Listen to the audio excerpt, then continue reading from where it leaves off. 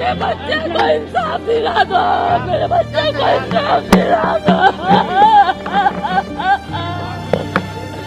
मेरे बच्चे को इंसाफ दिला दो, मेरे बच्चे को। 34 वर्षीय एआई इंजीनियर अतुल सुभाष आत्महत्या केस की मुख्य आरोपी निकिता सिंघानिया और उनकी मां निशा सिंघानिया 11 दिसंबर की देर रात घर से कहीं निकलकर चली गई हैं। निशा सिंघानिया के साथ उनका बेटा अनुराग सिंघानिया भी चुपके से घर से निकल गया। इस दौरान सवाल पूछे जाने पर भी निशा सिंघानिया ने कैमरे पर कुछ नहीं कहा। अब निकिता के घर पर ताला लटका हुआ है। अतुल सुभाष आत्महत्या केस में अतुल की पत्नी निकिता सिंघानिया, सास निशा सिंघानिया, साला अनुराग पर भी एफआईआर दर्ज हुई है। 11 दिसंबर को पूरा दिन मीडिया की टीम निकिता के घर के बाहर मौजूद रही। सारे प्रयास के बाद भी निकिता के परिवार ने कोई भी बातचीत नहीं की। देर रात लगभग 11:30 बजे मौका देखकर निशा सिंघानिया और अनुराग सिंघानिया घर में ताला लगाकर कहीं चले गए। हालांकि घटना की जानकारी मिलते ही हमारे संवाददाता आशुतोष सिंह जौनपुर में निकिता के घर पहुंच चुके थे। उस समय निकिता की मां और उनके भाई अपने फ्लैट की बालकनी से यह कहते रहे कि वे तभी कुछ कहेंगे जब उनका वकील आएगा। 34 साल के अतुल सुभाष कर्नाटक के बेंगलुरु में इंजीनियर थे। उनका शव मराठहल्ली इलाके में उनके घर में फांसी के फंदे से लटका मिला। 9 दिसंबर को उन्होंने आत्महत्या कर ली। अतुल ने आत्महत्या से पहले 24 पन्ने का सुसाइड नोट और एक वीडियो भी छोड़ा है, जिसमें उन्होंने अपनी पत्नी और ससुराल वालों की प्रताड़ना का दर्द बयां किया है। वीडियो और सुसाइड नोट में उन्होंने पत्नी और उसके परिवार वालों पर झूठे मामले में फंसाने और पैसे ऐंठने का इल्जाम लगाया है। अतुल की शादी 2019 में जौनपुर की ही रहने वाली निकिता सिंघानिया से हुई थी। शादी के शुरुआती दिनों में तो सब ठीक ठाक रहा, लेकिन कुछ दिनों बाद ही निकिता बेंगलुरु से जौनपुर वापस आ गई। इसके बाद अतुल की पत्नी और ससुराल वालों ने उन पर दहेज उत्पीड़न और घरेलू हिंसा का केस कर दिया। इसके बाद अतुल भ्रष्ट सिस्टम, पारिवारिक कलह और कानूनी लड़ाई से लड़ते लड़ते अपना जीवन खत्म करके चले गए। बात तो कर लीजिए, हम नहीं करेंगे जब तक हमारा वकील नहीं बोलेगा। आप फिर चालू कर लिए। इस बीच जौनपुर पुलिस निकिता के घर पहुंची थी। पुलिस ने क्या जानकारी दी, यह सुनिए। अतुल सुभाष के सुसाइड को लेकर अब पुलिस का शिकंजा कसने लगा है और इस वक्त देखिए पुलिस की जो टीम है वो निकिता सिंघानिया के घर पे पहुंची है। जौनपुर की जो पुलिस है वो निकिता सिंघानिया के घर पे पहुंची हुई है, क्योंकि कानून व्यवस्था का भी एक मसला है। भीड़ लगातार यहाँ पर बढ़ती जा रही है और इसी के मद्देनजर जो लोकल एसएचओ हैं मिथिलेश कुमार जी वो यहाँ पर पहुंचे। सर, क्या निकिता के परिवार से आपकी कुछ बातचीत हुई है? नहीं, हमारी फोन से बात हुई थी उन लोगों से। क्या उन्होंने बताया? उन्होंने बताया कि जो कुछ भी उनको कहना अधिवक्ता के माध्यम से ही बात करेंगे और प्रेस मीडिया से भी वो बात नहीं करना चाहते हैं। जी, बेंगलोर पुलिस से कोई संपर्क हुआ है? क्योंकि बेंगलोर में मुकदमा दर्ज, इसमें क्या मामला क्या है, आप लोग की क्या जानकारी है? हमारे यहाँ 2022 में उनके लड़की की तरफ से एफआईआर दर्ज कराया गया है, डाउरी का, दहेज उत्पीड़न का और प्रताड़ना का। उसमें चार्जशीट लगी हुई और कोर्ट में ट्रायल चल रहा है उसमें। अब तो जिनके खिलाफ ये चार्जशीट दाखिल की गई थी, यानी अतुल सुभाष उन्होंने सुसाइड कर लिया है, ये जानकारी हुई होगी? हाँ, ये सोशल मीडिया की जानकारी हुई है।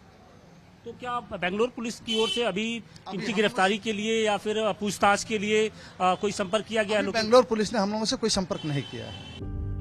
वहीं अतुल सुभाष के मामा ने भी इस घटना पर क्या कहा है, ये भी आपको जरूर सुनना चाहिए। जिस तरीके तो आप लोग तो उनके सुसाइड नोट सब देख ही लेंगे, उनके 1 घंटा 30 मिनट की वीडियो देख ही लिए हैं और उनको प्रत्याशित किया जा रहा था। वो कोर्ट की तरफ से वो ज़्यादा ही वो हो चुके थे, वो लो पे कानून पे चलना चाहते थे, उनके साथ कानून साथ नहीं दी, कानून के साथ गलत इस्तेमाल उनको करिए। क्या उम्मीदें हैं अब आपको? उम्मीद हमको ये है कि न्याय चाहिए, उसको और कुछ नहीं चाहिए, हम लोग को न्याय चाहिए और ऐसा कभी और किसी के साथ नहीं हो। मेरे साथ एनजीओ वाले वहाँ 37 लड़के थे, सब हम लोग को बहुत सपोर्ट किए। परसों ये इन्होंने ये संडे के दिन ये किए थे, उस दिन से एकदम लगे हुए थे, एकदम हम लोग को एयरपोर्ट तक सब छोड़ने आए। सिस्टम को फेलियर मानते हैं? सिस्टम को फेलियर तो नहीं मानते हैं। मतलब कुछ गलत हुआ है, जो आपको सपोर्ट वहाँ मिलना चाहिए था पुलिस का प्रशासन? नहीं, पुलिस के प्रशासन तो हम लोग तो पुलिस से बस जब तो बड़ी लिए वो, उसके बाद पुलिस प्रशासन से हम लोग कुछ नहीं, फिर अपने कार्य में लग गए, फिर इनको कैसे क्या है नहीं करना ये सब निपटाने लग गए। फिर उनके फ्लैट में जाना था, उनकी गाड़ी कहाँ जहाँ के सो चीज़ें कलेक्ट किए हम लोग। से मामला चल रहा था। ये मामला ये मेरा बाबू कोई किसी को महसूस नहीं होने दिया कि बच्चा बहुत स्ट्रॉन्ग, बहुत ब्रिलियंट था बच्चा, ऐसा ब्रिलियंट था कि उसका कोई बोल नहीं सकते हो।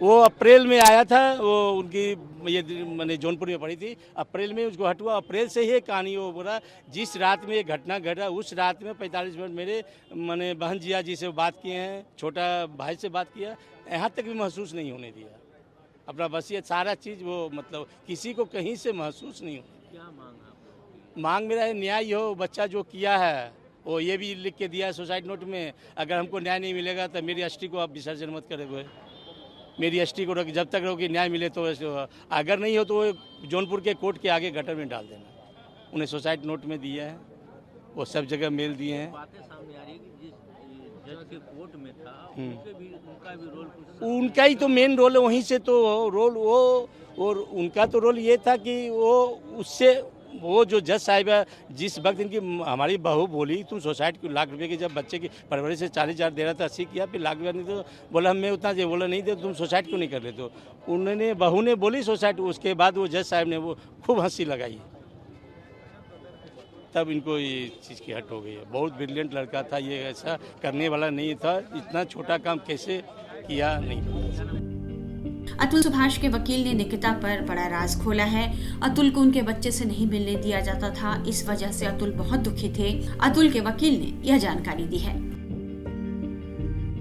और उसके दरमियान में निश्चित रूप से वह बहुत दुखी इस बात को लेके था कि उसकी पत्नी उसके बच्चे से बिल्कुल बात नहीं करने देना चाहती थी। वो बार बार चाहता था कि भाई बच्चे से हम बात करें।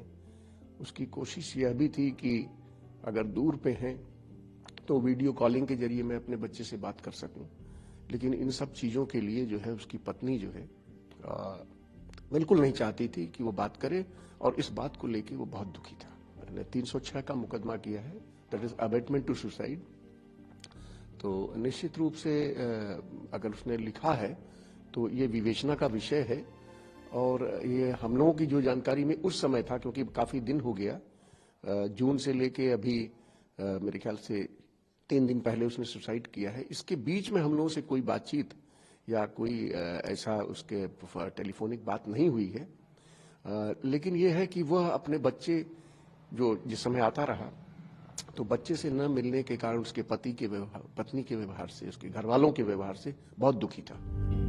अब इस मामले की जांच के लिए कर्नाटक पुलिस भी जौनपुर पहुंच गई है। पीड़ित परिजन की तरफ से अतुल के ससुराल वालों के खिलाफ दर्ज मामले की जांच के लिए बेंगलुरु पुलिस यहां पहुंची है। इससे पहले जौनपुर पुलिस ने एक दिन पहले ही आधिकारिक सूचना नहीं मिलने की बात कही थी।